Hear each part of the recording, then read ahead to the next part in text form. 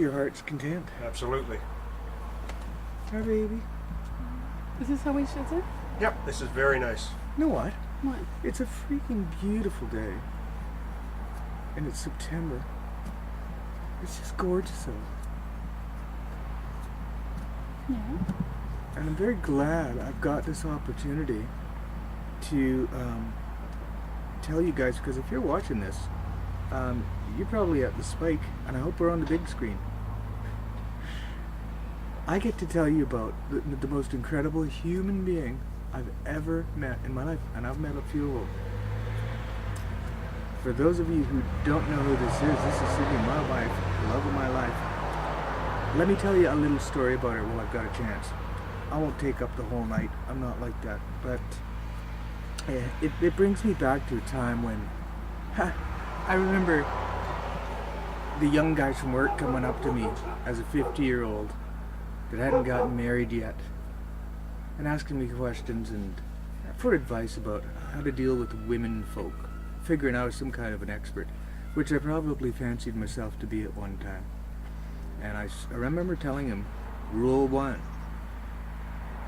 don't mess around with anything that you work with or work anywhere near or will ever have to work with, because that's a really good way to ruin your life and do it in the most embarrassing way possible. And of course, work is where I met Cyndy.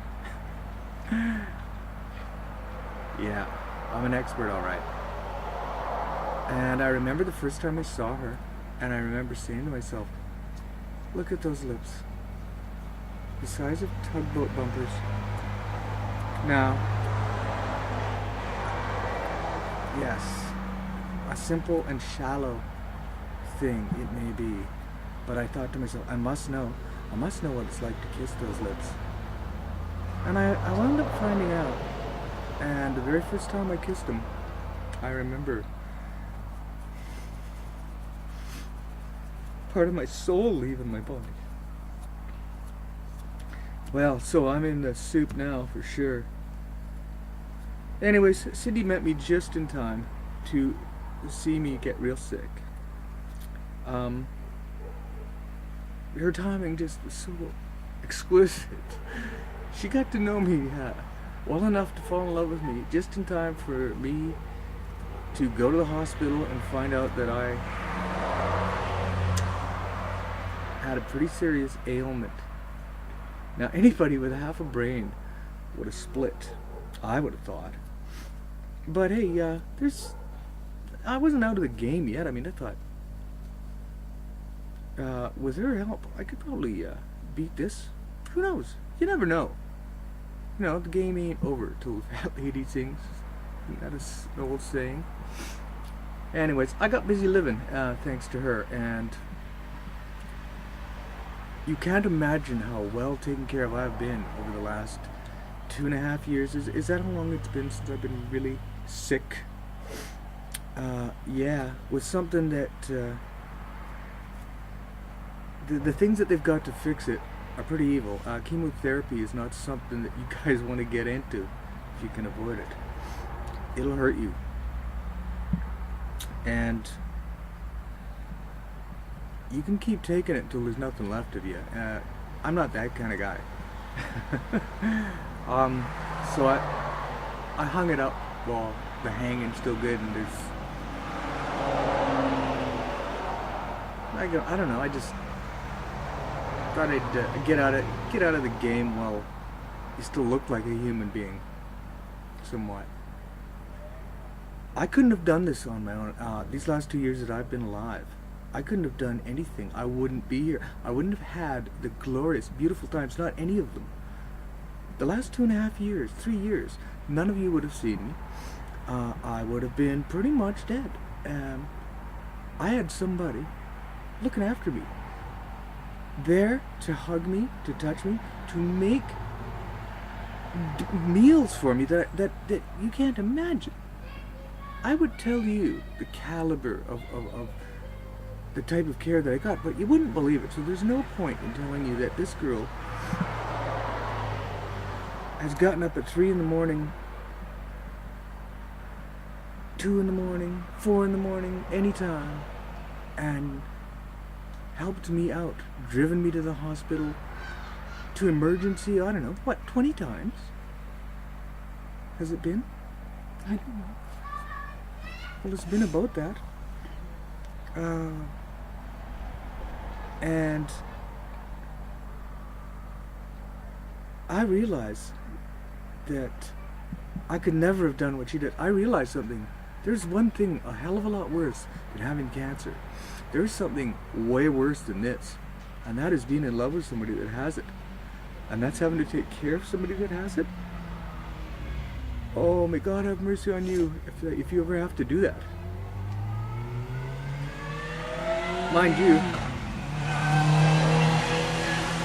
I was probably a real baby about everything too, but it is the worst and toughest thing in the world that you could ever possibly go through. And whatever I've been through, just feeling this way is nothing compared to what I have put her through. I have used every little bit of her energy up, took it for myself just to stay alive. I feel like I've stolen it, like anybody else would do, just to remain alive. I got all of my sustenance from her, from one person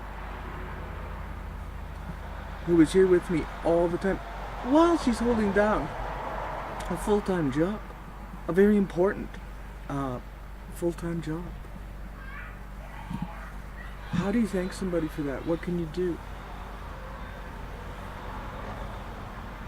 I don't have words to describe how much I love Cyndy. I don't have words to describe it, and I'm good with words. But the only reason that I have been here with you guys in the last few years, you're looking at it right there, and as days go by, and when Cyndy gets out of the hospital herself from the nervous breakdown that she's probably going to have as soon as all's said and done, because she's got a lot of class, and she's not going to crack before the show's over. But when it's over, she'll crack like beautiful, fine crystal that she is. When you see her, you stop by and ask her how she's doing, make sure she's doing okay for me. Because this is the most amazing human being you'll ever meet in your life. She's way out of my league. I don't know what kind of spirits, guardian angels, are out there that would send her to me. And I don't know what kind of guardian angel she has, but they suck. Because what a crummy deal she got out of life, falling in love with a guy that has been the worst nightmare you could ever go through. That's all she's known. She hasn't gotten a chance to have hardly any fun with me at all. And being with her has been the warmest, nicest place I could ever be in. There's nobody else I know that could have done this. My poor mom and dad, my loving family, none of them could have done it. So, thank you so much, honey.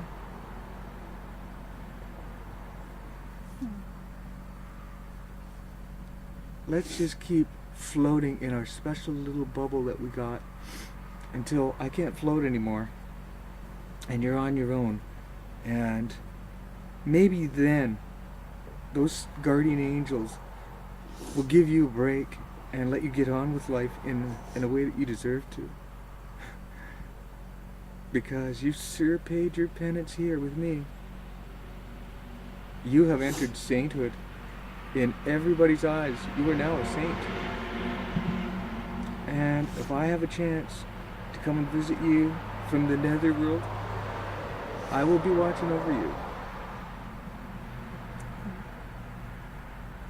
And I will always be wishing you the fondest.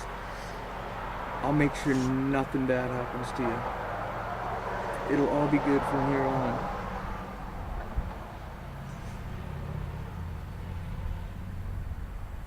Thanks for me. Thanks for letting me take up your time. You guys have a nice party. Sure wish I was at that one. Thanks. Cut, I guess.